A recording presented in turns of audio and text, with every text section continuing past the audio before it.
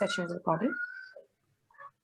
Perfect. Hello and welcome everybody. My name is Aarti Khosla. For those of you I haven't met, I'm part of a network which is focused on climate action across the world. I also run and represent an initiative called Climate Trends, where our focus mainly is to talk to important influencers in both the public as well as the policy space and try and make room for decisions with respect to climate change. Sometimes I wear several different hats as well, and we have partners in the room with whom we have collaborated, and I welcome everybody. I do want to say that today's session is a meeting that came to our mind while chatting with Bitu over the last couple of weeks. And while all of us have something or the other to learn from Bitu and decades of work that has gone in, it also felt that while decisions on natural capital remain important, it also is a very important time just to take the kind of decisions which are needed on the economic front with respect to climate action.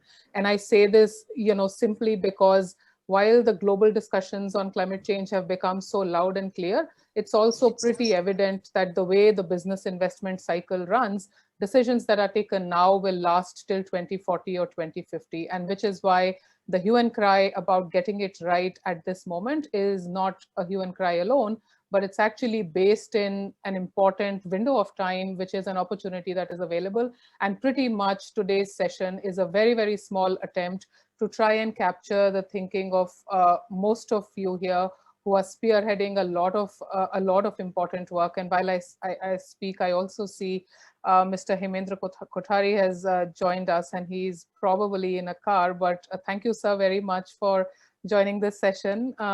I will invite you very shortly, but let me just briefly say what the next 1 hour and 30 minutes are about. And like I said, there are a lot of feelers that are happening in the international community about how it's important this year to look at climate change. It's not just because US with Biden administration is now back into the Paris Agreement, or because China has put out a net zero target and the European Union has, but it's also pretty much because India's political thinking is quite aligned to assume a leadership position on climate. But having said that, it puts a lot of onus on other important players, especially business and industry, to be able to think through what such an alignment means should India's political thinking go towards taking economy-wide reductions in emissions by 2050, because essentially the road to 2050 will go through 2030 and 2040 and so forth. And that is what we wanted to discuss today. To lay the context, there is a short presentation of perceptions that we put together of about 400 small, medium, and large enterprises across Maharashtra, and I will go through them. We also have Daman, who's the director of the Carbon Disclosure Project in India, who will also he will offer complementarity to the presentation that I will make, just to offer you a perspective of where do we start talking about with respect to what is it that we are looking in terms of business and industry action. And I know that a lot of you have been in a lot of meetings discussing a lot of opportunities with respect to clean transport, clean energy, construction sector, real estate, and so forth. But this is an attempt to just try and bring things together in a certain manner, which is also digestible for a larger audience. I do want to acknowledge that while a lot of you are going to be speaking, this is a small session. It is not a public session, but we have some friends and colleagues who are from the community. There are colleagues from media organizations. I see there are colleagues from NDTV, Economic Times, Forbes, but also colleagues from our partners like WRI, the Climate Group, ASAR, Purpose, and a few others. I will pause right now. I welcome everybody. I will come back and make the presentation shortly, but I do want you to come in Bitu and add 2 words to complete what I said. Arti, given the fact that we have people here on this session who are very familiar with this, we have Aditya, we have everybody, Rohit, we're all pretty familiar with the subject. And I think most of the people, including the attendees as well as the participants, will more or less know each other and they know the issue as well. So I won't go very far except to say that, look, essentially Our Sanctuary's partnership with Climate Trends has been based on something very straightforward. This is that the economy is actually, in truth, the wholly owned subsidiary of the environment. Now, this is a very bland statement. Everything is a subsidiary of that. The air we breathe, human rights, child rights, health, all this, the pandemic. So there is a natural, what you might call, there's a natural bond. And I don't think that we are in a situation where the old model of environmentalist fighting industry will survive, should survive, or can do any good any longer. There will be differences, but it is time for us to see that those issues on which we are agreed, whether it is the availability of water, whether it is the control of pandemics, whether it is the fact that we need power that does not accelerate climate change. This is basically why Sanctuary is part and parcel of what Climate Trends is doing, and I won't take any more time at all. I don't think there's any need for us to talk about Sanctuary and what its mission is. We know. I would like you, Aarti, to take charge and let's move forward at the earliest with no further banter. There we go. Perfect. Thanks, Bitu. I will start with what I had to present, and allow me a second because the glitches always remain. Gunjan, do you mind sharing the presentation slide, please? I'm sorry.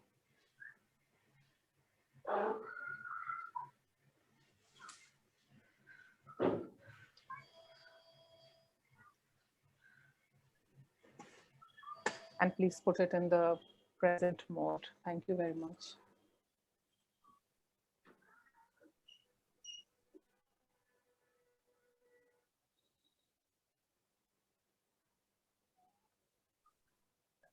Well, like I started, I did talk about how much there is a need to do climate action at this moment, and which is why we are putting the discussion in this context. I just want to highlight a couple of things to ensure that we're all on the same page when we are talking about climate change. And I don't need to put out a lot of vital stats for India, but as the conversations have evolved over the last year or so, it is pretty evident that India sits in a very unique position, not simply because of its high vulnerability to climate change impacts, but also because of the fact that it's a large market. It's going to be the third largest economy and really the most populous country, and 7% of emissions coming from India in that respect make it quite a candidate where all eyes are on India, but also the domestic imperative of action remains very strong.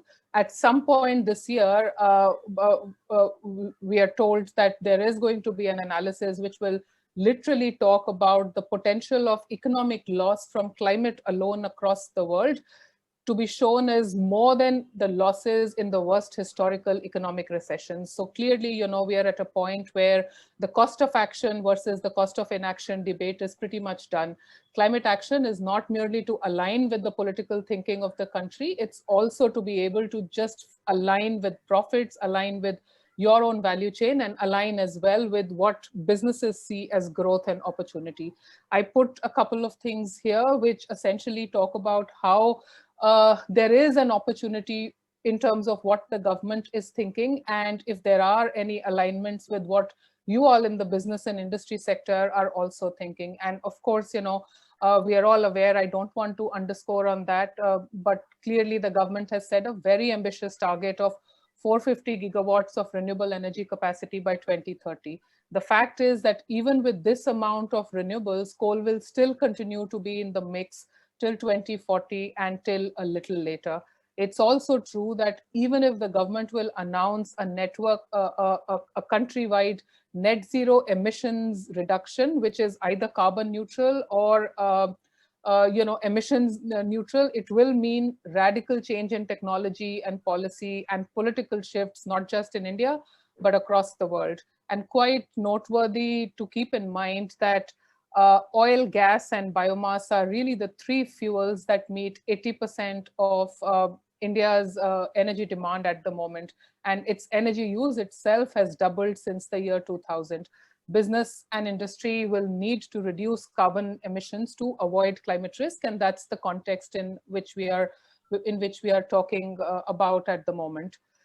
Uh, Whenever there is a discussion of net zero emissions, either it is a very blanket statement, which is a political statement of intent, but if we parse it a little more, it's pretty clear that it sets an extremely high bar of ambition in terms of what business and industry are required to do, simply because of the contribution of business and industry to emissions. And as you see, just more than half of the emissions for the country come from power sector and transport sector alone. And should India take net zero, it will mean a complete overhauling, for instance, of the electricity sector and as well the peak coal demand. Going forward, it's also, I think, quite evident that there are certain sectors like cement and steel, which consume a lot of energy, but which are also very hard to abate sectors. So if there is any kind of paradigm shift that is needed towards low carbon dioxide production or circular economy, or procuring supply chains and value chains which are driven by cleaner systems, then it means a lot of change at the level of the business and industry. And pretty much that calls for an absolutely dramatic transformation, especially in the hard to abate sectors. And clearly, the role of coal here is becoming pretty evident, because across the world, as you see, there is reduced sentiment for coal at the moment, and coal is really no longer the king, so to say, especially with the way the renewables have replaced coal in the electricity sector. And simply because of the fact that coal also remains pretty fundamental and central to how the industry sector will seek its energy from and what that shift will mean. I just wanted to, double down on that point of the nexus between coal and the electricity sector and the transformation in the energy sector that is needed, so to speak. To put all of this in some kind of a realistic context and what makes sense, how do I say, just something that makes sense in the context of, something that we can gather. We administered a survey to about 300 to 400 small, medium, and large enterprises across Maharashtra. And the reason to do that was also because last year was so consequential that not just more than half of the industry sector was just course correcting or taking another look at their strategy, but all of them were also set back just because of the global pandemic situation, and no need to go into that detail here. But the survey that we undertook essentially was to get the insights of the industry on what do they think about the direct and indirect impacts and risks of climate change to their business. How much do they think they are prepared to address the risks? What do they think is the adequacy of action that they are taking? And what support do they think that they really need from the government? And what you see on the slide here is the kind of sectors that we reached out to. So about 10-15% of respondents were from the financial services and the insurance sector. Another 10% were from the software and IT sector. And I think a combination of 10 to 12% came from the retail, healthcare, and the auto sector. And likewise, there were also other sectors, even, for example, beverages or textiles, which are extremely energy intensive, but also sectors where a lot of industry does exist in the state of Maharashtra. And needless to say, that was done with facts on how the state of Maharashtra is highly vulnerable to climate change. And again, I don't want to go into details here, but there are very alive realities of droughts, as well as temperature rise, even long-term effects like sea level rise, and how the Mumbai metropolitan region could be impacted in the next couple of years. And these are not small things, but when situated in the context of how things could actually look different over a decade or so, the survey indeed revealed some kind of results which we thought were more awareness of the industry sector than what one would imagine, so to speak. So as you see here, not surprising that 70% of industry really did believe that climate change is real, but also in terms of where they thought the impact was most.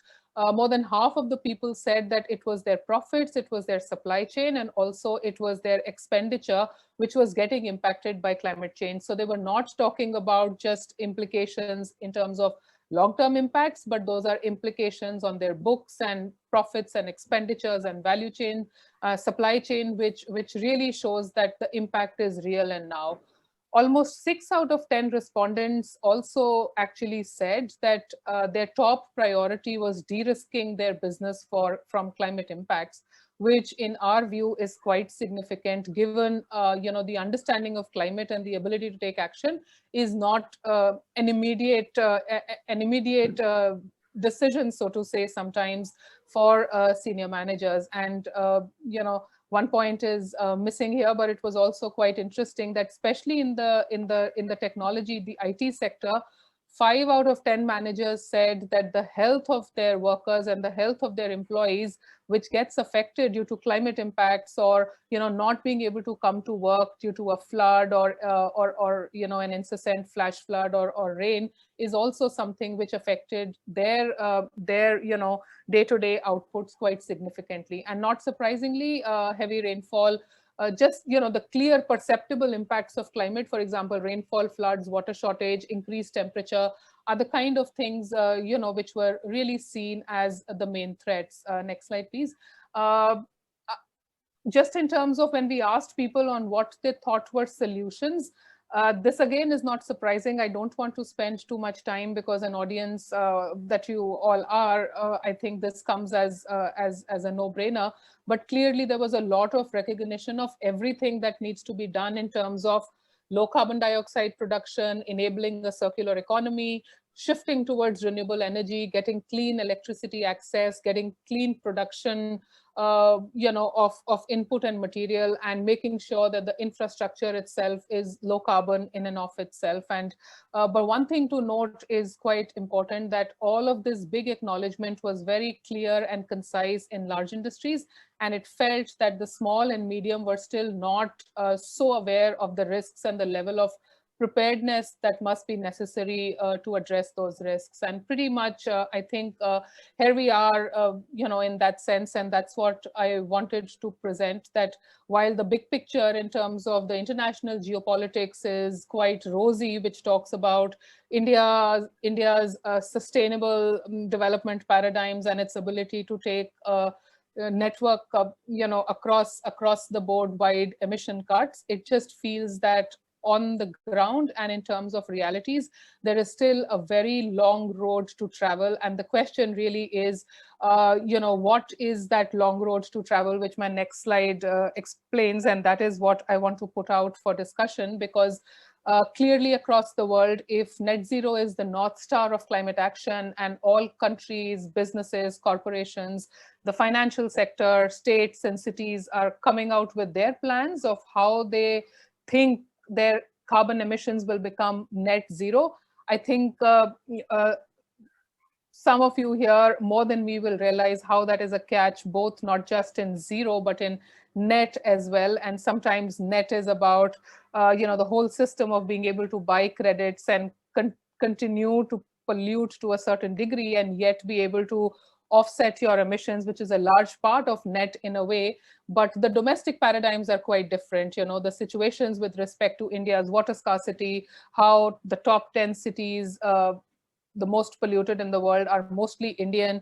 And, needless to say how, for instance, our natural capital is being impacted. It feels that while the international negotiations have a certain need to get net zero, the domestic imperatives of action are not just very deep rooted, but they're also very difficult to crack. And these are the kind of things I think we wanted to talk about here, essentially on how do we talk about what needs to be done, what do we consider, how do we make it real, and what can business and industry do. And I still wanted to leave Gunjan with the last slide, which please do show that. It's not very important, but I think that's what is the fundamental, the very last slide, which basically says every action matters, every degree matters, every choice matters, and every bit of warming matters, which is why we are talking about this, and which is why we thought, as India warms up, whether at G7 or at the Biden Climate Summit or at the International India-EU Summit,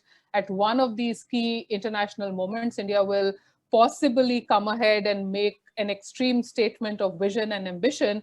We just wanted to warm up as well with some of the stakeholders here on what your perceptions are. on what needs to happen. Sorry if this was both grim as well as stuff that you were already aware about, but I just thought that we will present these findings, and I will now invite Daman as well to talk a little bit. I know we might have comments here, but Bitu, if it is all right, we can open the floor slightly later. Yeah.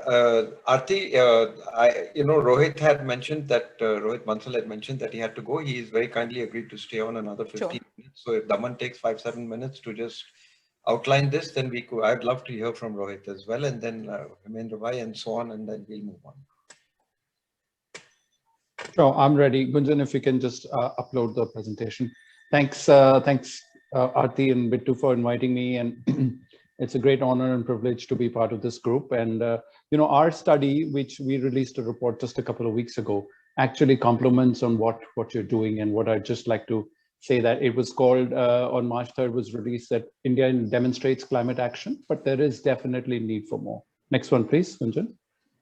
So it's essentially that we're talking about COVID, and we've seen the impact of COVID, where India's GDP growth actually fell down by nearly 24% and so on. But we really don't know the big wave of climate change that's coming, and the frightening part is that there is no vaccine for it. So it is the vaccine against climate change action is all our actions, as Arti also mentioned. And here is a headline that we got in one of the papers, and was also covered in Bloomberg, that Indian companies, the ones that are reporting to CDP, then this I'm talking about 67 of the top 200 on the stock exchange, as well as another 150 odd in the supply chain. But this figure is actually just from the top ones that says that they're reporting a loss of nearly equivalent of $100 billion. And 87% of that is only from 4 banks.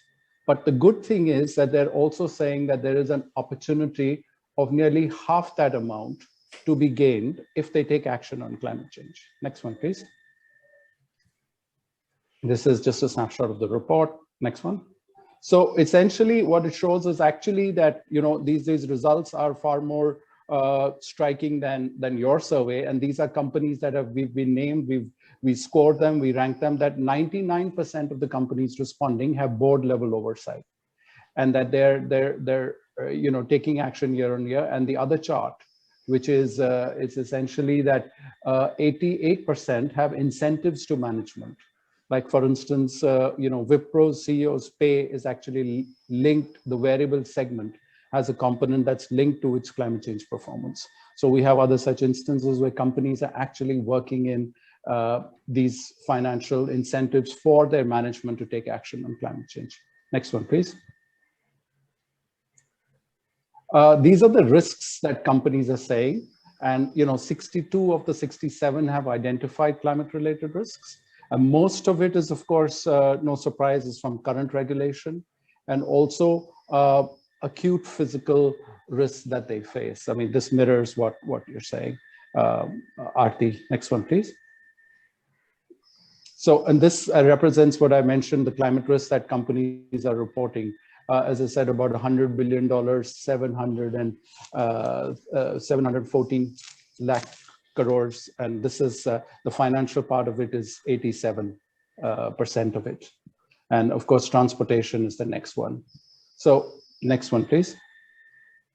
Different sectors. The opportunities, as I mentioned, there are 42 companies that are also reporting opportunities that they have, from resource efficiency, from newer products and services that can come into the market, from energy sources and other aspects. I'd be happy to share more details if people are interested. A lot of them are listed in our report that we can discuss. Next one, please. So on the water-related risk also, we had last year 28 companies respond on water. Water is actually rising to the top of a lot of concern. The year before, it was only 15 companies responding on water, and the water-related risk is companies are reporting at over 20,405 crores. The interesting part is that we also asked them what would be the cost of action on that, and that is only 820 crores. So actually, if they acted on those risks and took action on water, there would be the cost of inaction actually comes to about 25 times that, if you're not acting on water. So more and more companies are taking action on water and want to do work on that. And related to that is, of course, regulation, as you mentioned, that even in climate change now with net zero talk and so on, and even here, and the Prime Minister has put water as one of the priorities, and Niti Aayog is working on it. But 71% feel that there will be newer regulation that's coming in and impacting their businesses. Next one, please. I'm just rushing through these and I'd be happy to discuss those. Now, what can companies do on this? And what is the action that we're taking? And we're discussing with a lot of the companies here, some colleagues that are here and also some of the others. And also what is known as the hard to abate sectors, the sectors that emit the most. And of the 67 that have responded, 22 companies were from the hard to abate sectors, chemical, cement, steel, etc. 47% of the total emissions are actually from the hard to abate sector. Cement sector accounts for nearly a third, followed by iron and steel. Next one, please. And so this is, and we, along with WRI, some of the partners that are here, WWF and UN Global Compact, have come up with a program called Science-Based Targets. These are special programs that have been developed from the learnings of the companies that have responded to CDP. Last year, nearly 10,000 companies responded to CDP globally, representing over half of the world's market cap. So what is it that they're doing? What distinguishes CDP is that not only we ask companies what you've done in the last year, but what do you propose to do next? Science-Based Targets is a methodology that we came up with 3 other partner NGOs that actually maps and creates a pathway for companies to become Paris compliant based on their sectors. So what are they doing? For instance, we're happy to report we worked with Ultratech and did their emission modeling, and they have now taken a Science-Based Targets emission modeling program, and they are now on the pathway, so they can say that they are Paris compliant. They have short-term targets, they have medium-term targets, they have long-term targets. We're working with Dalmia Cement, we're working with we've done the same for Tata Chemicals and so on. So we're happy to report that this says 51, but just today I was told that 55 Indian companies that have committed to science-based targets, and we're working with a few others that is in the process. And I'm having calls almost daily and on all these things. The benefit of this is actually globally, we did an evaluation last year that of the 700 companies that reported through CDP on their science-based targets, and the analysis of half of those actually shows that their emission have reduced by 25% since 2015, which is actually at a rate that is higher than what is needed for the warming of 1.5 degrees. So this points to gives evidence, for instance, India to take a net zero target, because you have a North Star, as Aarti mentioned, that you then have an incentive to work towards these targets, and there will be more and more pressure or movement towards companies moving on those. Next one, please. I think this is the last one. Yeah, and so, this is just, the minister mentioned science-based targets and carbon disclosure project in his speech at the UN Secretary General's Climate Summit in 2019. 4 years ago, when I went to the ministry, the additional secretary, the joint secretary threw me out of the room saying that they don't want issues like carbon pricing and science-based targets raised. They don't want prescriptive norms. But because we were able to collect this data and show to the government that this is the action that industry is taking, which will help them achieve their targets. So much so that the data, CDP's data, is now being used in government's filings to UN, as well as the minister mentioned it in his speech at the UN. So I'll end my points with that. Thank you. Thank you, Daman. That was really, Aarti, I think that was between what Climate Trends has done and what Daman has put. It paints a picture which is not all grim. It paints a real picture, but there is something we can do about it. Yeah, just one last point, Bittu, and also because Hemendra Bhai is here, what we want to do, and this year also organize an event on investors, what investors are doing globally and what investors are looking for India. Because for India's net zero target and infrastructure development, we will need a lot more money, and a lot more money is coming into ESG sectors. And we would want to, see more action from Indian investors in that. Thank you. Thanks very much, Daman. Bittu, I'm slightly conscious of time, and while I would have really, I want to invite Mr. Kothari, but if that's okay, is it all right to let Rohit speak, because he took out time? Rohit says that he's being yanked out of this place within the next 5-7 minutes. So, Hemendra bhai, let's hear what my dear friend Rohit has to say, and then after that we would like to move to you, and then we can go through the rest of the program. Is that all right? Okay, all right. Okay, fine. Thank you. It's a privilege to speak after Daman and now before Hemendra bhai. So, I mean, I'm kind of maybe providing some comic relief here. But suffice to say, I just have one single line, if you can remember just one submission, that at one level, we are preaching to the converted. We are talking at the very high level, and talking to governments, in my limited experience here, has been much easier if the people at the retail level, at the consumer level, at the citizen level are somewhere projected as being aware and being involved. The same civil servant would make Daman and people like me sit down if he knows that minister ki constituency se pressure aa raha hai. And what is the pressure here is fairly simple. We have a deep need for retail communication. That's probably taking the subject to my area of interest, but retail communication, making people think that it's good for me, not necessarily assuming that people know how to articulate what they are feeling. Fasal hamari is baar utni nahi hui. The tree outside my home, which has semal, today there is no semal flower on it this year. It has gone well before Holi. So how is how a simple thing will not happen as we are used to every year? The name and shame could be the third idea, which is essentially giving name. But yeah, at some point of time, people don't just think of this as a good thing to do, but also there is some penalty involved in it if we don't. And of course, one project linked to policy and outcomes. So if it is dredging of dams and rivers, which Bittu and I sometimes discuss, then this meeting should be a kind of a launch pad for a very specific project. So we are talking of retail communication. We are talking of good for me for 1 billion people. We're talking of name and shame at the middle tier among industry. And we are talking of one single project which can possibly be in Maharashtra and has the support of the relevant stakeholders to make it a marquee for others to pick up the thread.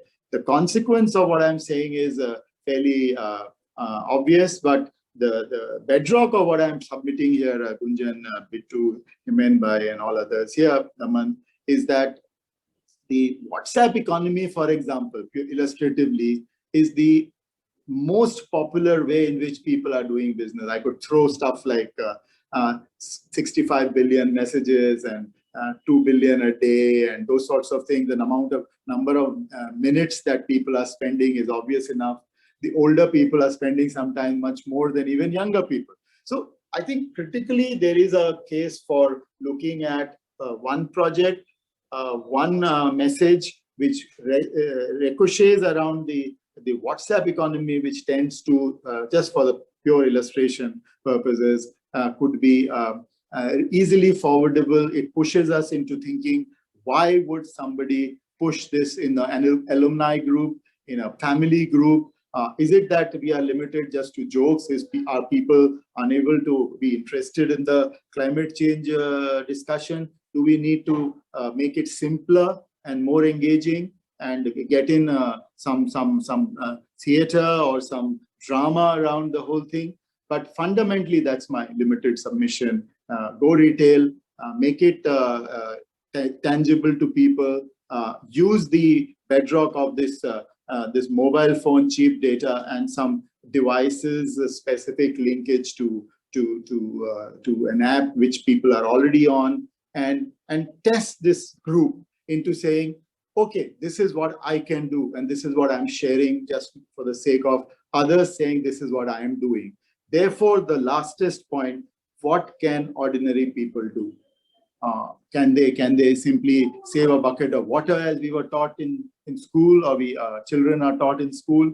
Can they look at themselves as getting themselves some points each time they're doing something? Make it fun, make it less preachy. But for sure, the one through line I promised everyone here is communicate, and communicate very cleanly at the bottom of the pyramid, because today they have the same propensity to consume data, to look at images, to look at video, and to share. And this wasn't the case 3 or 4 years back, but today this is a ride that we got to take. Thank you. Thank you, Rohit. I mean, the fact is that this is the benefit of doing this, Aarti, is just this, that while our tunnels are very clearly aimed in the right direction, maybe they're not reverberating enough. Rohit, I'm really grateful to you for this. We'll probably lean on you. I don't know how long you can stay on, but I hope as long as you possibly can, until your pukara comes from the phone that you have to go. I'm here till 7:15, but please carry on. I might rejoin. Yeah. Okay. Aarti, if I may ask Hemendra Bhai, we'll go through everybody, but Aditya is here. Hemendra Bhai is, if I may, we may hear yes, you. Yes, Bittu. Yeah. Okay. And great. it's a privilege actually to have you, Mr. Kothari. But my question to you, because we have the opportunity to have you, I do want to ask that, across the world, asset managers are realizing climate change is central to the investment strategy. What, in your view, is how much the fundamental reshaping of the sector happening, or is it mainly talking about greenwashing, and we're still a very long way away from where real action will happen? Thank you. Maybe if I can just say a few words. First of all, it was very interesting what you people have presentation, and Daman and I go a few years back. If you recollect, Daman, we in the stock exchange we try to create an index with the climate as the focus, and to see how the green energy aspect is been mentioned and how people can give more weightage on that particular, and where investors should buy some of the stocks which are climate friendly.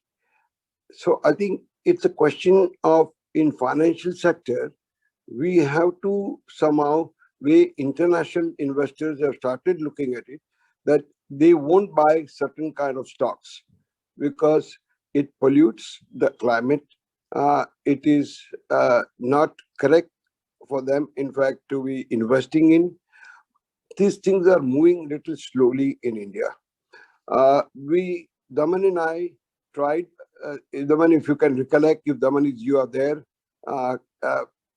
he made a good presentation even in that time, and we got an index over there. But the problem was, there are not too many companies we could find where investors were interested in investing in those companies where they are carbon negative or they are carbon equal. So I think Daman will have to go back on this, where investors can try to see these are the companies where we would like to invest and stay away from some of the companies. And automatically, investors will try to give more weightage to the good companies, and the valuation will differ and people stay away from some companies. That is in financial sector, the way I'm looking at. Another aspect which is there in the macro side, I think CSR is one of the factors which is today is going to play an important role. How can we encourage corporates to take the CSR, what money available into this climate change and with the forest, and to now the various things which we can try to suggest to government. How can we ease some of the project? To prepare a project, to do it is not easy. Everybody cannot do those things. So NGOs are plenty. We require some of the NGOs to properly guide them and try to see that biodiversity side, particularly, how can we increase the forest coverage? There are basics, in fact, I'm talking, which we require to do. With 21% of the supposed to be forest land, how much do we really have a good quality forest? Maybe 5 to 7% or less than that. And we require to see how can we create, people say reforestation, but what is happening today, people put in fact various trees, but nobody looks after them. So hardly 2 to 5%, say 5% is the forest they grow after that. So I think we require to pay attention to many things, whether Maharashtra government or any other state governments, whether they can focus on this aspect that yes, we are saying we have planted so many millions of trees, but whether after 1 year or 2 years, they should look at it, what has happened to that. Same thing which we taken in as a TNC, where I'm involved, the Nature Conservancy, largest conservancy in the world, in fact, they have taken up the crop burning, like in Punjab and Haryana. But it is not happening only in Punjab and Haryana, it is happening, I've seen in Maharashtra. So how do you try to see the crop burning stops? What are the alternate situations for the farmers, like happy seeders? There are various things which we can do and try to educate the farmers. So I think there are too many things which we require. And I think I was very glad to see the way the presentation was made by you and Daman. Was very happy. I'll be happy to get the printout of yours. But it was very clear and straightforward that a lot of company may be wanting to do, but I'm not sure whether they are doing it. We require much more to do. Even sector like financial sectors, what can we do? Even the sectors, in fact, in consumer sector, to you take it, name it. Now, to say that cement is doing it, can we have alternatives to cement? Today is difficult. So we have to think, in fact, how can we do those? What are the alternative side of it? Still, how can they pollute less? And how can we try to find the ways of doing it? So my personal view is, India in particular, a lot of education is required. A lot of advocacy of climate change discussions to public at large in schools, colleges is required. Bittu is doing a great job on that. I must congratulate Bittu on that. He has been since last 20 years involved with me on the forest side, and I'm very happy to my personal interest started with that. And so Bittu, once again, you continue what you are doing now in Sanctuary, what you have been able to do, educating children and also doing various other side.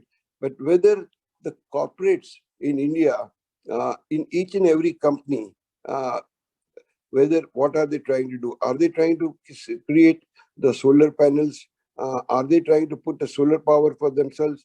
Are they recycling water? These are the aspects which are important. As mentioned by you earlier, that water problem is going to be there. And that is becoming serious in many places for industry and for people, for drinking potable water. Thank you. If there are any more things you want me to particularly, I'll be happy to answer. No, thanks very much, sir. I think these are good opening remarks, but also just bringing together what you and Rohit said, in some way you both stressed about a bottom-up approach and to make sure that climate awareness and education is there. And maybe some of the other experts should also talk about how much of it should also be top-down to the extent of big change, big corporations, government decisions, regulatory decisions, some of the big aspects which can, shift the needle very swiftly, because it's also true that we don't have a bottomless pit and time is indeed short. And if quick action has to be taken, then it's simply a matter of doing both top down as well as bottom up. But thanks very much for talking about, interesting aspects like air pollution and how, some of us living in Delhi, it is such a live issue day in and day out. And the fact that, there are organizations like yourselves who are invested in this matter also show that this is no longer an issue which is very niche or limited to a certain state or to just, a certain group of people. So thanks for that.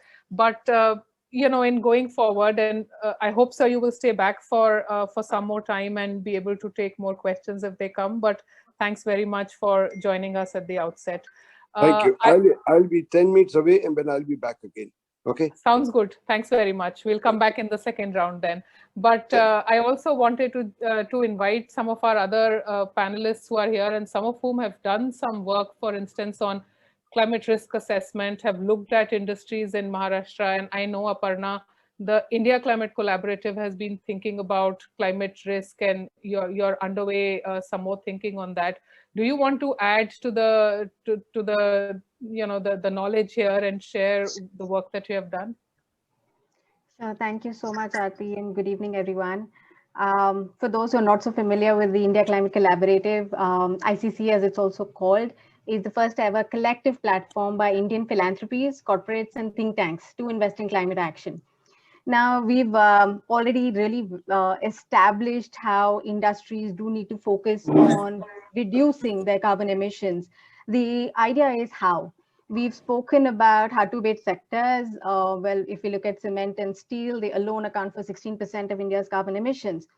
But we also need to be cognizant of the fact that decarbonization cannot be equal to deindustrialization. So therefore, we need to find solutions and pathways which take into account the costs that are going to be associated with decarbonization, and how can we support the industry to do it. If we specifically talk about just hard-to-abate sectors, ICC has been working with multiple stakeholders, and all our conversations have actually shown us that this problem cannot be solved in silos, or cannot be solved with just the industry being together.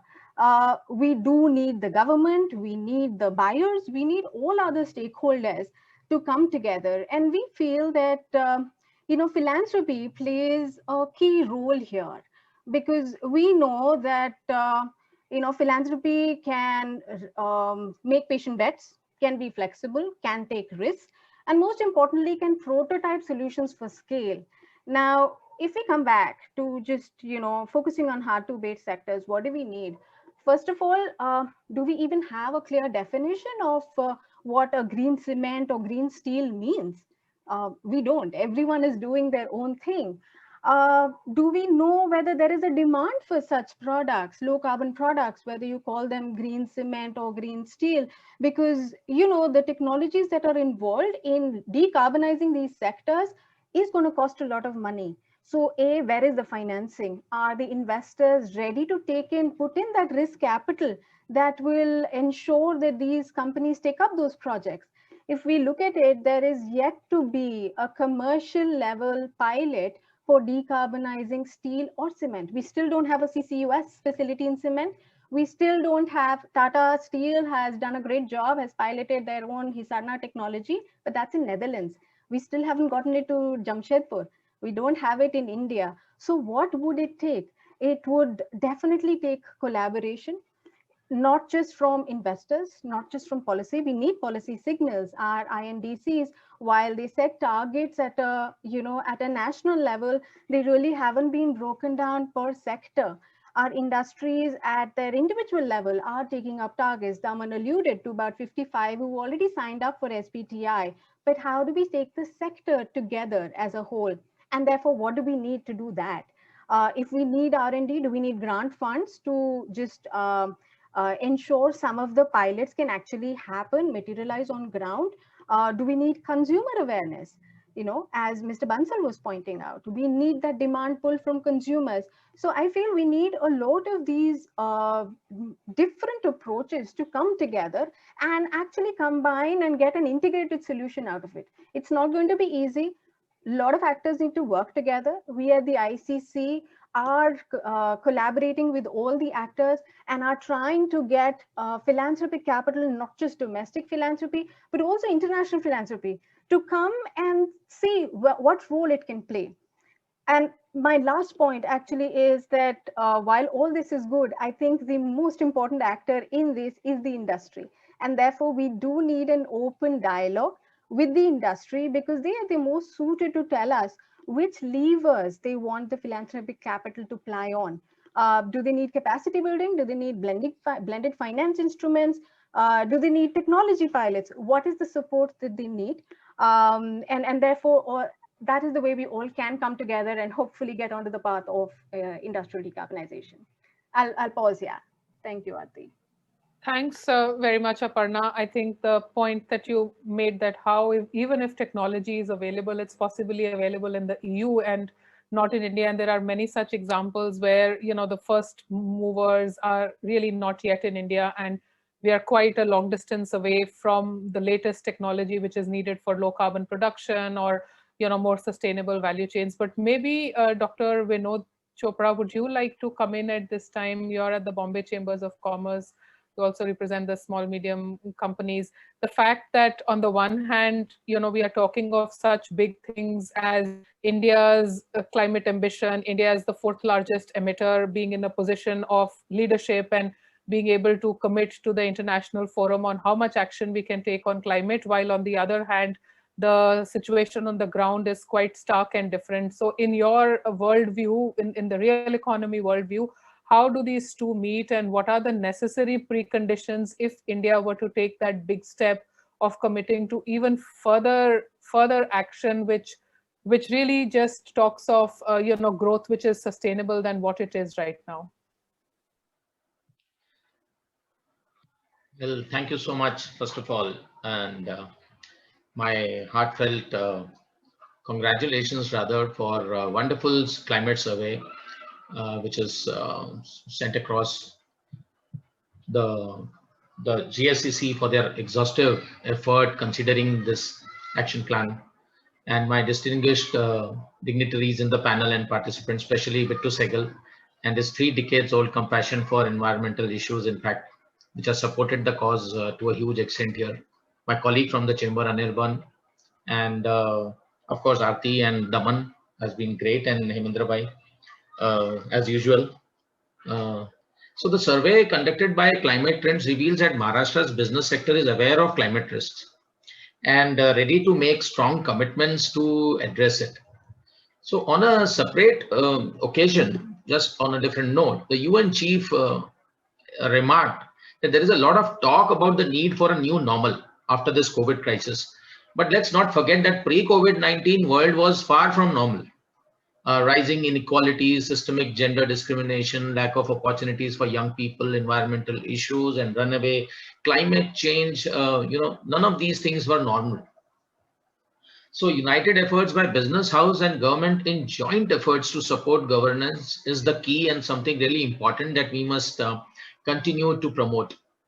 And from this perspective, I would actually had a lot of meetings with the union ministry and the state both, and I would like to propose that we should be holding a very high level state meeting at the state level in Maharashtra to address interdepartmental coordination for bringing down these green gas emissions. Not only large but MSME industries should mandatorily avail the subsidy of deploying renewable energy generation in their plants and reduce carbon footprints to a very great extent. So like electric vehicles should be facilitated by the by starting with renewable energy driven charging stations rather than the charging station which is driven by diesel generator, which I happened to see in Delhi. And wind technology also in renewable energy looks like the future of alternate resource for energy generation.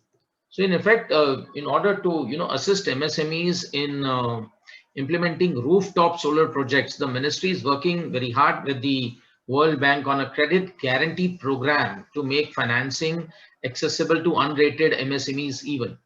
So considering the rates of solar power from large utility power plants, it has come down to a record of about 1.99 rupees per kilowatt. So rupee 1.99 paise. So MSMEs actually must now leverage this opportunity to bring down their energy expenses.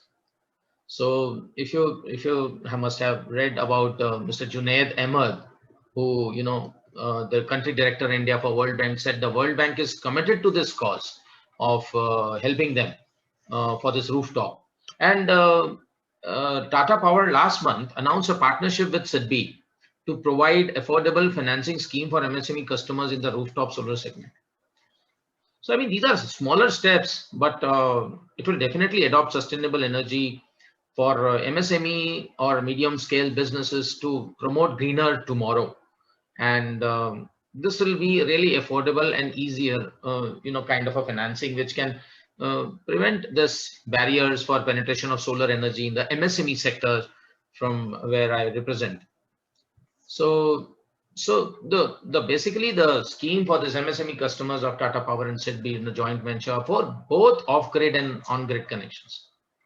So 2 years ago, I remember in the UN Youth Climate Summit, which took place in United Nations headquarters in New York, it provided a wonderful platform and opportunity for young leaders from around the globe to engage with, UN leadership and sharing their solutions on climate issues so that their concerns could better be reflected in policy making processes.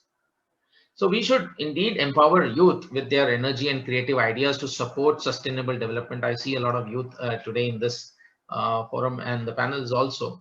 And it's a great step to empower them. The need is to accelerate the sustainable development goals in order to save the planet from the disastrous climate change. And if every one of us here determined to plant one tree or initiate a cause towards this noble deed of climate action, we may inch forward every day towards sustainable development goals actually. So Thanks, we have been, taking this at a very different level every time. And they have been very, they've been showing concern. But I absolutely agree with Hemendra Bhai's viewpoint that we should review the action initiated. So I'll take a pause here and maybe we can take it further later. Yes, sounds very good, Dr. Chopra. And I think both the points that you have made are quite different but complementary to each other. You also double down on the need for, creating a public constituency which demands change. You talked about, youth and the ability of more and more young people to come forward. And it feels that, this is such a big lift that unless what Rohit said, what Mr. Kothari said, what you have also said is quite clear that unless the demand doesn't come from the bottom up, the top down does not feel the need to act, and at least that's how I take it. But I think that's a good logic. But also the other point that you made about solar and the deflationary prices of solar and the fact that it is 1 rupee 30 paisa, and maybe companies buy power which is coming from traditional, like a thermal power plant, is still 3 rupees to 4 rupees. So the debate there is quite clear and established that in future it's easier to get cheaper power from solar. The question really is, can you store solar at a point when the sun is not shining so that you can then use it? So then there are things like battery and other technologies which are needed. But really, I think what you said in terms of making sure that there is no further coal development and the fact that it could come from solar also for medium and small companies is certainly quite bang on. I will keep moving. I'm also conscious that we are running slightly late, and I wanted to request already, if it's possible, for panelists to stay back 5 to 7 minutes more. I also see that Jen Austin from the COP26 champions team has joined us. So I will keep rolling and try and speak less myself from now on. But at this moment, Paul, can I invite you? Of course, as somebody who is responsible for philanthropy efforts at Hinduja Foundation, your vision is quite different. But also in your years at IndusInd Bank, what's your understanding of, typically banks have seen this as ESG, but the impacts of climate are kind of more different than ESG. Sometimes they are very immediate impacts like a flash flood, but sometimes the impacts are very long drawn like sea level rise. So I just wanted to know from you on what is the view of the financial sector in being able to understand climate as a real risk and actually take some action, because otherwise whatever we are talking about, net zero and NDCs and India's targets, is a big bubble which will take care of itself, but our real situation on the ground will remain pretty much the same. Yeah, I think, thanks for that. See, at the philosophical level, I feel that, in sessions like this, we are all, essentially mutual backslapping, bunch of, converts. The real challenge, of course, is the fundamental belief in the value we have in our natural resources, and the incentive to protect and the disincentive to destroy are still not percolated deep enough. It's fine and dandy to do this in these kind of sessions. How do we get it down to the real world? Now, to my mind, from a corporate perspective, I think one of the best challenges is to pick on the 80-20, do investor advocacy. You know, it's the biggest, the institutional investor advocacy. Most companies probably have 50 institutional investors who account for the bulk of the equity investments. And if they ask a question even once, believe you me, it's very transformative, because suddenly companies wake up and they start to put actions in place. I mean, I have seen that happen in the banking sector where, you know, if you're going to borrow money from OPEC, and if OPEC raises one question about sustainability and our practices thereon, it makes all the difference. And suddenly a flurry of things happen. Now, not to you know, sound cynical, but I think that is one of the challenges. Some of the stuff that we do to manage the optics. And regrettably, you know, even CSR policy and what the government does often is, you know, counterproductive. There is no substitute for direct action. There is no substitute for scale. And I feel that galvanizing private sector investment to scale with very clear outcomes-based investing. And we've started that in a big way. We're trying to do work with water. We've done a bunch of work with skills and education, but I think the shift is happening slowly within the system around watershed, spring shed, water bodies, all of that. So, you know, the group overall has about, say, 200 crores annual spend on CSR and philanthropy. And about, you know, it used to be about 10, it's now 40, hopefully it will go up some more, around initiatives which is essentially environment related, whether it is forest rejuvenation or water protection and restoration. So I feel that, you know, the big picture is about advocacy. The second is about catching the corporates and throwing the question at them through, you know, the constituents that hurt the most, which is the institutional investor. And three is to galvanize private capital in a manner that enables scaling of many of these initiatives, which all of us do on a daily basis. Thanks very much, Paul. And again, you know, very well said that it's where it hits the most. If the institutional investors are the ones who are asking the question, then you can bring change by putting the lever at a point which is very different from what you can get by getting 100,000 people signing a petition, and the nature of two is very different. Maybe we are the petition types, but there are others on this in this August gathering who have the ability to put their lever at the right place to at the fulcrum, so to say. But I think Hemendra Bhai had raised a point. He just wanted to make a small interjection, I think. I missed, sorry. Thank you. Only one point which I wanted to mention, where on one side, we all believe that solar is the future and we have to utilize this, but we are giving for them hardly, see what, by buying at very low price, trying to buy solar energy. I mean, this doesn't encourage more solar companies to come, in fact, and investors to come in. So we have to be reasonable there from the government, where the solar power is purchased at a little better price. And how can we encourage any renewable side, any business, waste management? There are so many things which we require to do. How do we look at that? How can we try to advocate on that aspect would be very important. I think that's all I was just trying to say, that tomorrow is of renewable. Tomorrow is where we have to focus on how can you be the biodiversity, all combinations we require to do, on also to financial sector or investors, how they can be told that these are the problems, these are the companies which you can try to avoid, or you can try to invest less with them. These are unless and until people come to know that these are the companies who are doing a great job on for the climate, or they are carbon neutral. So I think these are the kind of things which I thought I may have to go. So I thought I just mentioned that here. Thank you.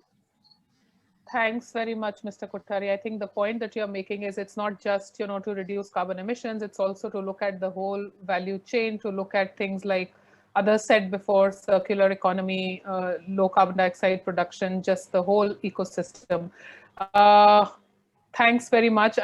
I'm conscious of time, but it would have been, quite interesting to hear if you had any other views on how, this whole ambition that India is showing internationally fits with the ambition of the business sector in India, so to say. But for the moment, maybe I invite you, Shashank, and you're a venture capitalist. You're dabbling in a different crowd, not really environmentalists and climate campaigners, but people who see the business proposition, the competitive advantage, so to speak. What's your view of how that sector views climate risks, and what's the climate opportunity in venture capitalism, so to say? Sure. Well, thank you so much for inviting me over here. It's truly an honor and privilege to be here and share my thoughts. We run a small fund called 100x.vc, a very sector agnostic fund. And with the approach which we adopt, we have made a conscious effort to make investments in, the solar electric vehicle space. And over the next 2-3 minutes, I'll talk about our experiences and what I feel should be done. I think the challenge is not around entrepreneurs or business people or bodies not having the intent to kind of push this segment forward. From my perspective, it's largely government driven and purely on the implementation side. So as an example, we invested in an electric vehicle SaaS-based software company. Now, the reason why I didn't choose to invest in an electric vehicle manufacturing company was because while the technology could be good, and we were really excited about that company, the basic challenge came around that if they want to charge their vehicles, where do they install the chargers and how do they do it? The level of complication in terms of getting approvals, let's say you want to install a charger in Andheri or Bandra, it's not easy, right? So it moves an investor away from that direct investment. So I ended up investing in a company which is enabling electric vehicle manufacturers to come on a common platform. That seemed like a more tangible and scalable business as of now. Are we averse to EV manufacturers? Not at all, but it's just that the scalability of that sector in the current government environment is not conducive. Adding to that, are there changes being done by the at a country level? Absolutely, yes. Niti Aayog has funded and initiated under the Atal Incubation Center more than 300 plus incubation centers. We ourselves, having a portfolio company of 39 startups, have invested in at least 9 from these incubation centers across sectors, solar, industry 4.0, but the challenges still remain. And again, as an example, since 2016, we were trying to invest in companies which were doing automation for the industry, for the manufacturing industry. We thought that after COVID, lack of human connect, that industry would have picked up, and the SME and MSME space would have really picked up with the adoption of that technology. It didn't happen, purely because the government was not able to kind of push or educate this large segment of revenue generators to kind of come forward and kind of adopt this technology or make them aware. So that is a missing link. Another point which I'm trying, which I like to, and I'll conclude over there because I don't have many points to kind of address this large topic. But somebody mentioned about forest and plantation, and I think that therein lies a huge opportunity. I was very fortunate to attend a bamboo manufacturing and bamboo as a plant session, and I realized that bamboo is used for manufacturing a lot of products, but also used in construction, and most critically is used for biofuels.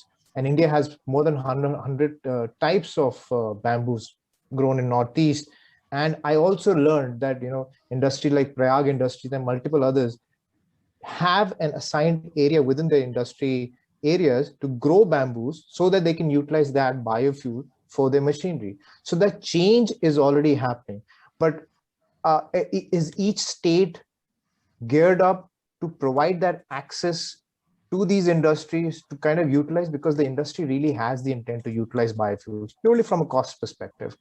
So the intent is there. And I think my only point which I'm trying to make is that government will need to step up in terms of execution than policy making. There's a huge gap which we need to fill from the investor side, from the entrepreneur side, from the business side, from the large industry side.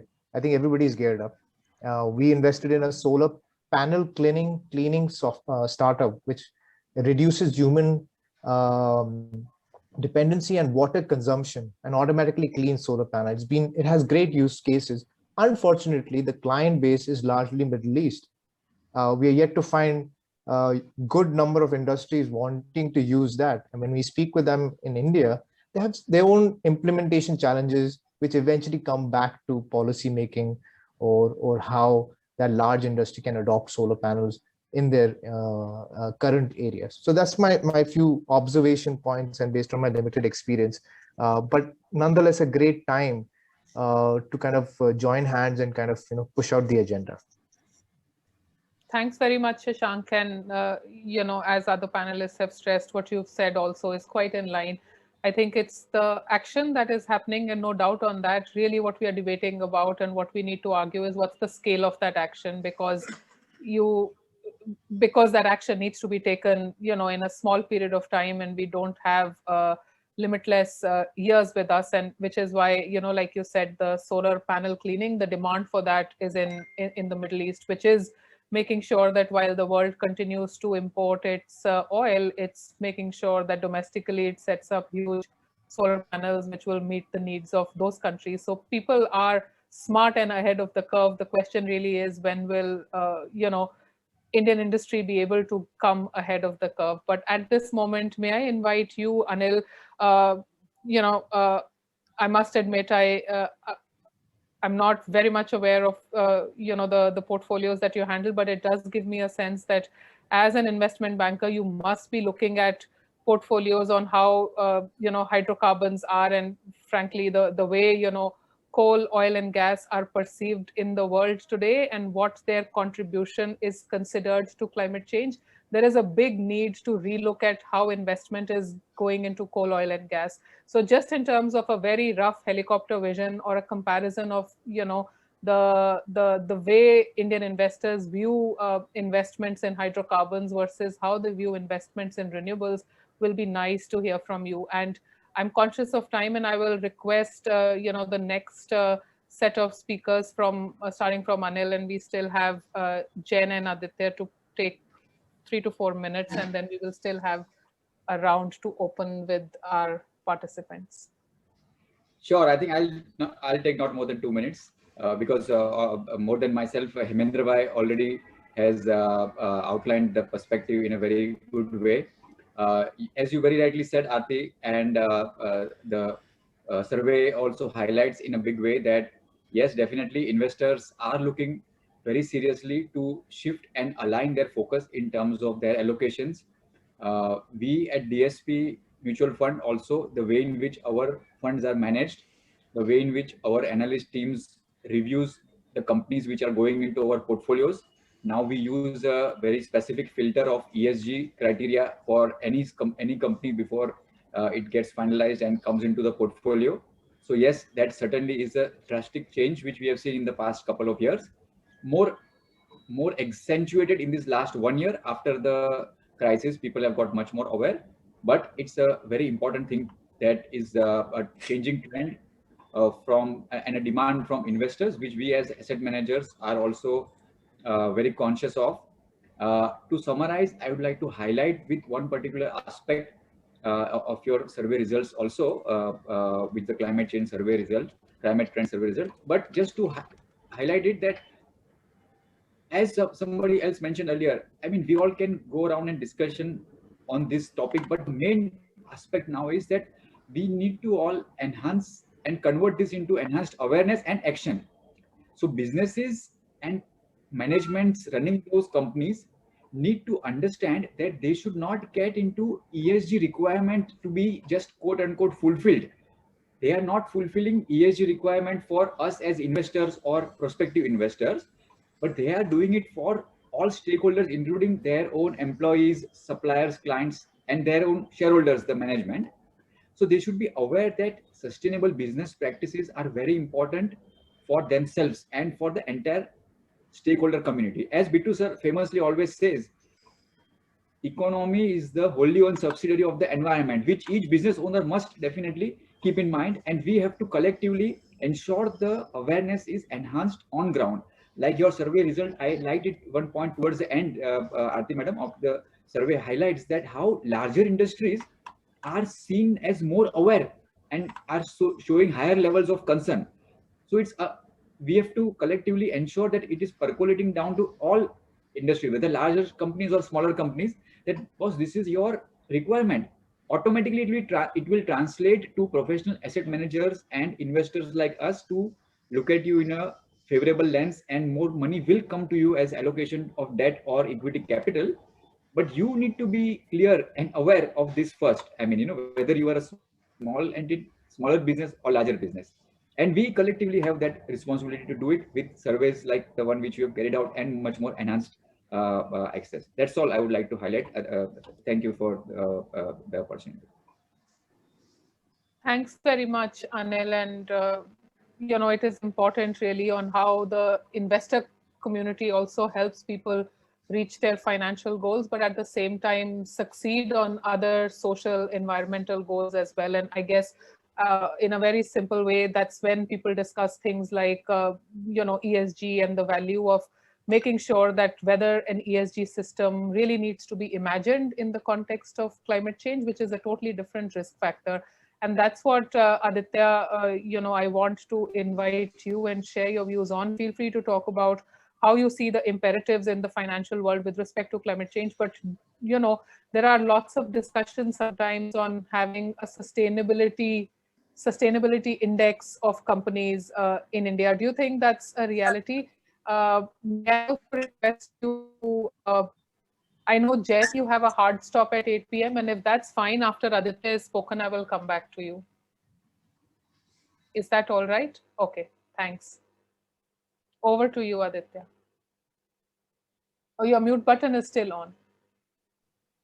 Sorry about that. Thanks, Aarti, and thanks for having me here. So, yeah, I'll kind of just pick up from where Anil left, and I'll come to your point as well, Aarti.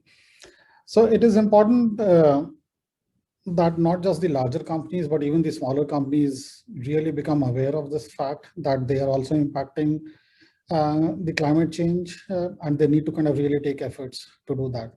I think we are seeing more and more large companies kind of becoming more aware about this, kind of really moving towards a stakeholder capitalism kind of an idea, where they realize that they are not only responsible to the shareholders, but they're also responsible to the society, to the communities, to the employees, and so on and so forth. I think, and that's where the investor population, the institutional investor, like Paul spoke about, like that really plays a big role. As a research firm at Morningstar, like we really look at what these companies are doing, and then we kind of assign them a rating which investors are using, which is great. So we are seeing maybe 90% of the top 500 S&P 500 companies are really disclosing everything. Even in India, we have seen disclosures happening from the top 100 companies, then SEBI extended that to top 500 companies. Now I think that they're planning to do it for 1,000 companies. But I think we need more and more disclosures. As investors, we just can't be investing into putting our money into something which we are not even aware of. Like those disclosures need to come out.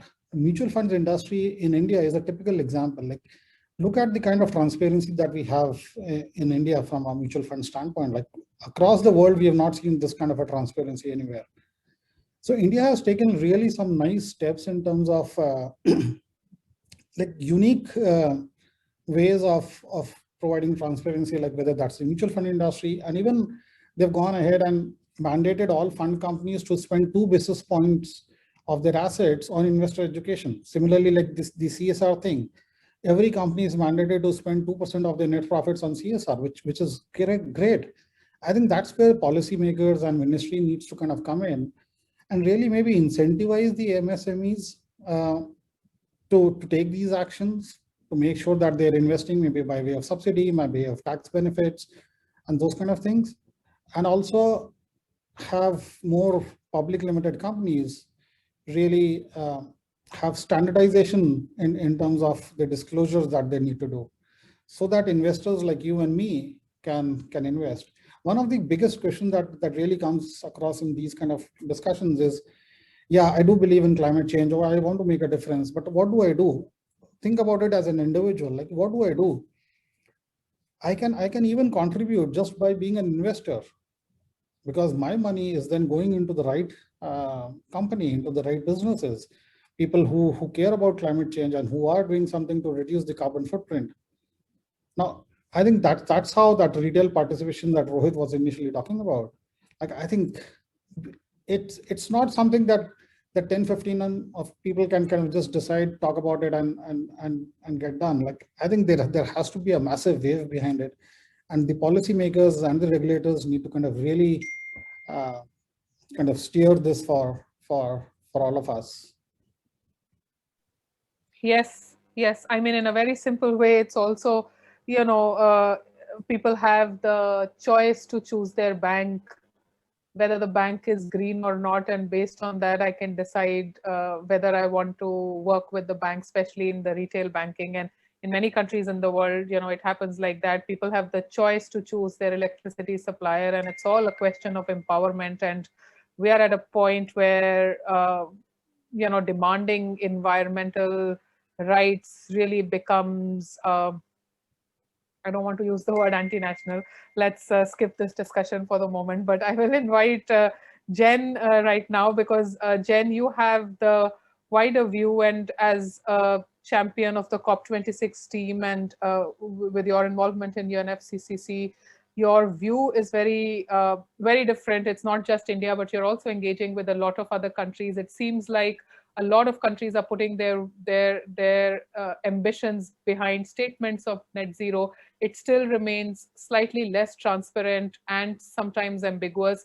And really the question is that if countries like India, who have an immense growth imperative, if they have to come forward and take targets which are in the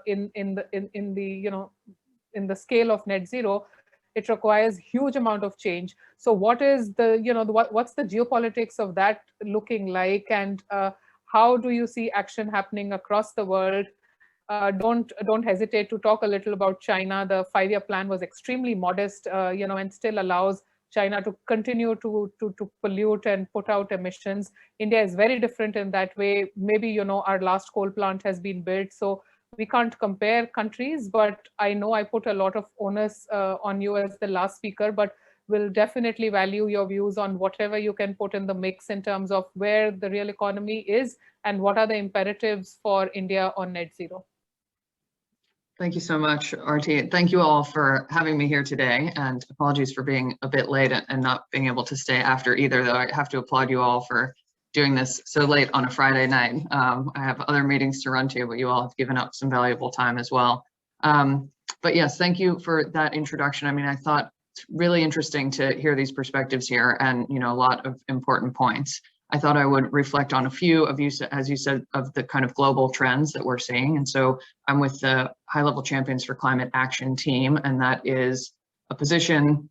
The High-Level Champion for Climate Action is appointed by the presidency of the COP each year to work specifically with the non-state actors, with the businesses, investors, cities, states, civil society from around the world, both to sort of strengthen and align their work on climate and help make sure that is reflected into, positively into the intergovernmental discussion. So that means, the COP and the policy discussions, as folks have mentioned here, I think every single speaker, of course, policy is so critically important. And we also know that leadership and ambition and clear progress from the non-state actors, especially the businesses and investors, also cities, states, regions, is an important part of helping policymakers understand what the solutions are, understand that there's support for that level of ambition, and that together, by working between the two, there's an ability to do more and really realize the benefits of climate action. I think as the survey results have revealed, and as we see from trends around the world, there is a strong and ever-growing business case for climate action, with a growing recognition worldwide that climate action itself is well poised to be a driver of growth and competitiveness, jobs, recovery in a time in which the global economy is in need of an injection of economic growth. It turns out there are many studies around the world, showing the potential for job creation, in particular of lower carbon, zero carbon jobs, industries, services. And so what we know is that there's a real opportunity here to move on climate action in a way that is good for the climate and good for the economy. We are starting to see that momentum around the world, and with a lot of leadership in different corners of the Indian economy as well. We are running what we call the Race to Zero, which is the largest ever sort of multi-stakeholder group committed to net zero in the world. And that includes, importantly, a lot of businesses through the Science Based Targets Initiative and their Business Ambition for 1.5 campaign, which provides, to the point that some folks were making around transparency and the importance of concreteness. What we've done with this campaign is pull together initiatives that exist around the world that require, and focus on transparency and specificity and commitment, so that entities are making both a long-term commitment to net zero, as well as having strong interim science-based goals and a commitment to report back on that. And one of the reasons that's important is that, often there's a growing recognition of the need for this action, and yet it still can be hard, as others have mentioned, to know exactly what to do first, or if someone's going to move forward on supplying a zero carbon product, do they know there's going to be demand for that, or do they know they're going to be able to find investors? And so there are still sort of definitely barriers around sort of the coordination. And so we get stuck in a little bit of a lower, in sort of a worse equilibrium, knowing that together we can all move, that if the businesses on the sort of supply side and demand side and investors and policymakers were to move together, to sync up a little bit and move together, that we could get to a place in which collectively we're able to reap those benefits and avoid some of the negative impacts of climate change. And so I think this survey is crucial because it helps show how widespread that recognition is in a way that should help to build confidence sort of around the various sectors of the economy. The other thing I think that really gives me the most confidence is the movement we are seeing among heavy industry. And so it's not just the smaller companies or less emitting companies that are recognizing the need to act on climate and starting to make very concrete plans. And we see leadership inside India and elsewhere with big heavy industry players stepping up, oftentimes making commitments that sound extremely ambitious, and then oftentimes outpacing those commitments and sort of surprising themselves with what it is that they're able to do. And so we've seen the power of setting a strong goal, being public about it, because it helps other people rally around doing more themselves, all of which helps others do more. And then, as we said, the policy part is critical as well. I think the last thing I'll say, because I know we're short on time, is just this general concept about sort of how quickly change is happening. And we know in some of these really hard to address sectors that require some technological innovation, they require demonstration projects, deployment, things need to be brought down the cost curve. Often that starts quite slowly and it moves along, it feels slowly, it feels like you're not really making progress, it feels hard. And then it hits, as often happens in the technology and development space, it starts to hit the sort of exponential component of the growth curve. And in many places, we're starting to see enough of a critical mass gathering in terms of companies, investors, policymakers who are moving in that direction, that it feels that we're getting quite close to tipping points in some of these key sectors, at which time we'll really be moving into that exponential growth phase. And so we call our big campaign the Race to Zero. That race is gathering pace, it's gathering momentum. Our goal for COP is to bring a lot of this momentum together in a way that really makes clear where we're reaching some of those tipping points, and in fact helps people start to see that as much as there's an imperative to really take leadership, there's a real strategic imperative for companies and countries to make sure that they're not getting left behind in this transition, because in fact it's starting to happen faster than many people appreciate and realize. So I think that's sort of my core point here. I think the survey underscores the fact that businesses from all corners of the economy and of all sizes are recognizing the need to move on this. We know a lot of people are making plans, making commitments, and that's starting to come together. Certainly all eyes are still on some of the big countries in terms of their nationally determined contributions. India is one that hasn't put out a target. The US hasn't put out their target. Chinese haven't put out their target. And so, you know, cannot underscore the importance of that for setting the tone for the year. Equally in all of those places, the momentum that's building up in the private sector and elsewhere in society is going to help give them sort of the confidence and courage, hopefully, to put forward strong targets. And frankly, it's an important time for voices across the private sector to be raising that voice, you know, raising those concerns and making sure that leaders in government know that that is what their economic actors see as in their own best interest, so that hopefully we're all able to, you know, sort of ratchet up that ambition together this year. I'll stop there. Thanks so much for having me here today. Thanks very much, Jen. And, you know, it's quite clear and evident and doesn't need to be said that the climate squeeze is quite out there. It's really a question of how much you want to be squeezed with respect to it, or whether you want to wriggle out with a reasonable solution. We are extremely short on time. I see there is a question in the chat box as well, which we will try and answer. But Bittu, also over to you right now for bringing the whole thing together in the way you have seen it with decades of your wisdom and the helicopter vision that you have. Thank you. Thank you so much, Aarti. I've learned a lot. I don't know about how much wisdom there is in here. There's a lot of fear, but let me just say this, that I am very encouraged to hear what I've heard this evening. At one point in time, there was denial. I'm not talking about just climate denial. There was denial that protecting the environment can be good for business. Today, I think that has largely been dissipated. One thing I'd like to say to this group here, that business as usual will deliver, I can guarantee you, will deliver very unusual economic losses. There is no way that action taken now is going to produce losses. Now, what is long-term, what is medium-term, what is short-term, it depends on the industry. But I can tell you this, that I am like Cassandra, I can tell the future, and I am in the short term destined not to be believed. So with that one statement, I would put it like this, that anybody, either an investor or a manufacturer or a service provider or a municipal corporation man, if you understand just one thing, you can be the prime minister of a country or the president of a country.